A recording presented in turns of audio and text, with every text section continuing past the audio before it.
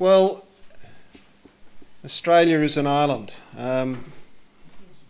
and perhaps we try to make ourselves an island in relation to human rights too, so that none of those rights impinge on us. We kind of give lip service to them, but we don't actually fulfil the responsibility that we've undertaken to do. We're still the only Western democracy without the rights enshrined and assented to in the Universal Declaration of Human Rights actually enacted in our laws.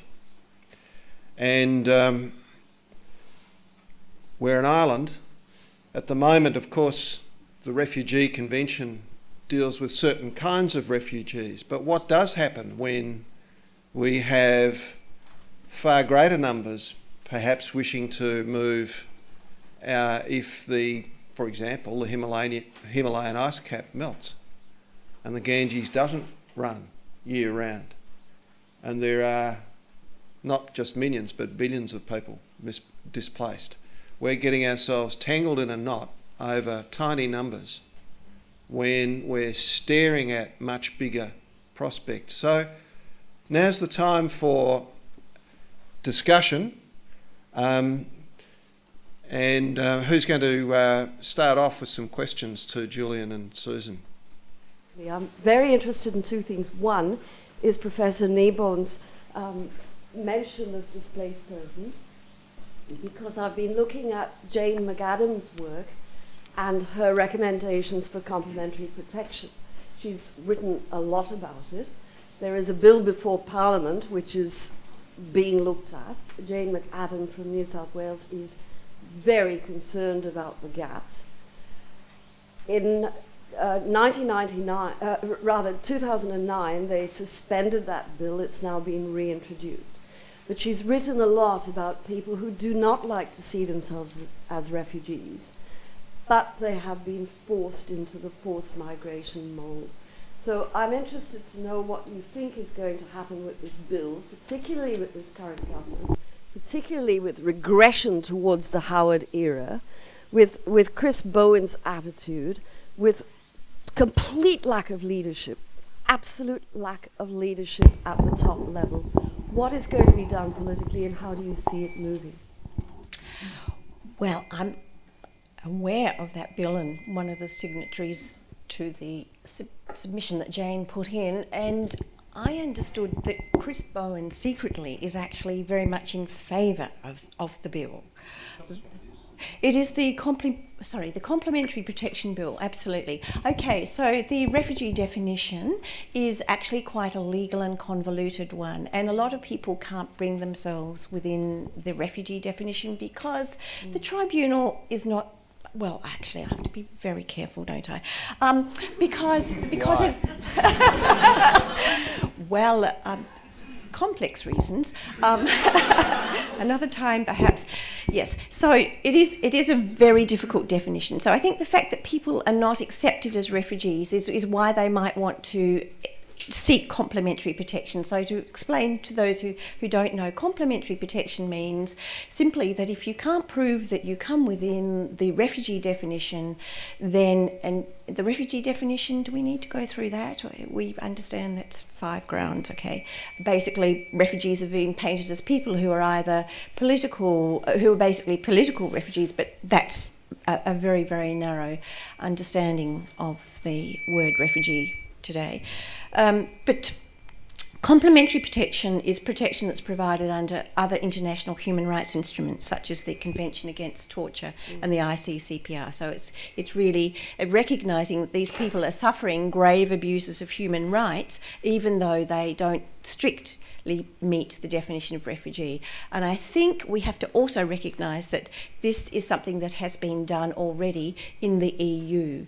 The EU, the European Union system, is often held up as the guiding example. The EU now has a hierarchy of categories for refugees. You're either a refugee or you get subsidiary status, as they call it. Now, subsidiary status is just that. And surprise, surprise, most states in in Europe now are finding that people are not refugees, but they get subsidiary status, which means they can only stay for a fixed term and then have to apply for another status. They get less rights, etc., etc. So this is another way of pulling back. So I have read some commentary on the Complementary Protection Bill from people from that side of the political spectrum. That's my right hand, by the way.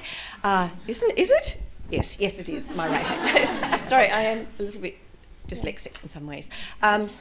And in fact, suggesting that this is just going to open up more options, in fact, it's probably going to mean that that decision makers are even more willing to find that people are not refugees in order to push them into the complementary protection track.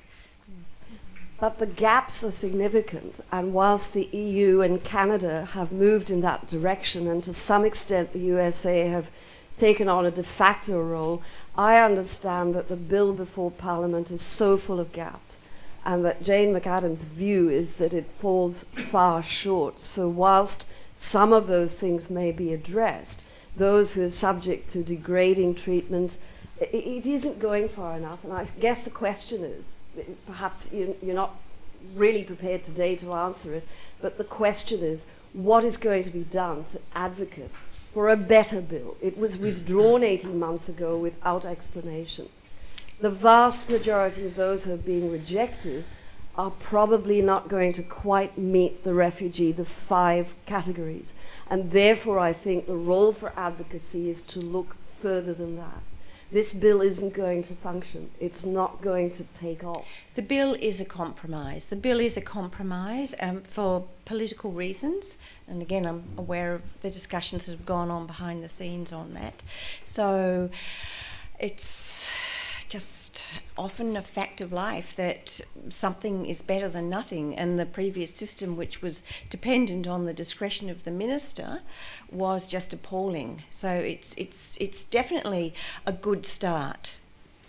But can I tell you where I think the problem is far deeper than anything we've mentioned?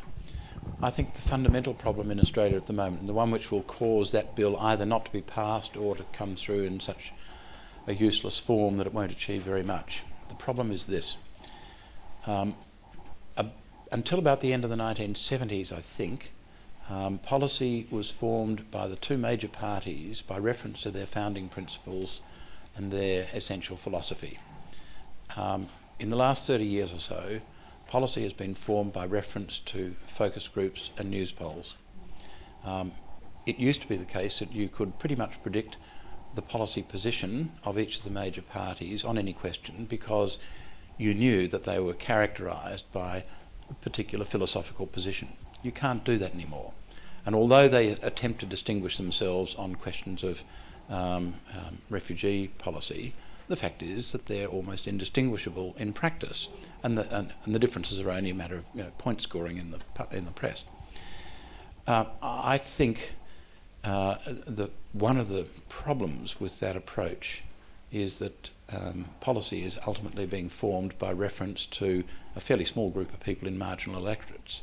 The truth is that many Australians are xenophobic. I don't think very many Australians are racist, but many are xenophobic, and it's really, really easy to scratch that xenophobia bit and get a response, which will work electorally as long as you do or say things calculated to keep outsiders outside. That's the way it works, I think. Brian mentioned before and Adam mentioned before, we need leadership. Bloody oath we do. We need people who will actually say, I'm going to take a stand of principle because this is the philosophical position I take on this issue, and the consequence is the policy will be such and such.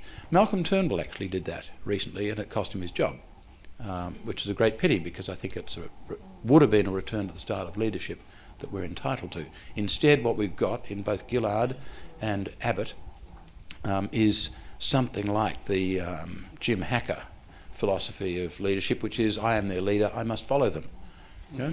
And the only difference, really the only difference, is that Abbott is bellicose and stupid. And no, but for a smart guy, he's really stupid. He lies when he doesn't even need to. That's pretty stupid. And Gillard is like a sort of, just a wooden puppet, yeah.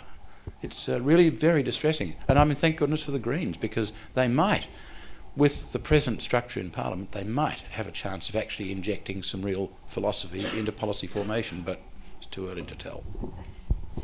Can I say something about community attitudes? Because I think that's what we're getting onto, and how to get, how to educate the public in leadership. A student of mine has done a survey of community attitudes, and surprise, surprise, it shows that the better educated people are, and or the more direct experience they have with refugees, asylum seekers, the more kindly disposed towards them they are. But it is actually those people who are challenged in educational ways, who are at the edges of socio-economic, who are strongly opposed to refugees for national reasons, and they do rely on the media hugely for their opinions. So the media has a huge role, and having also dealt with policy advisors to politicians in recent years, the word populism, which Julian used, is just so much driving policy in this area that it's extremely difficult to counter.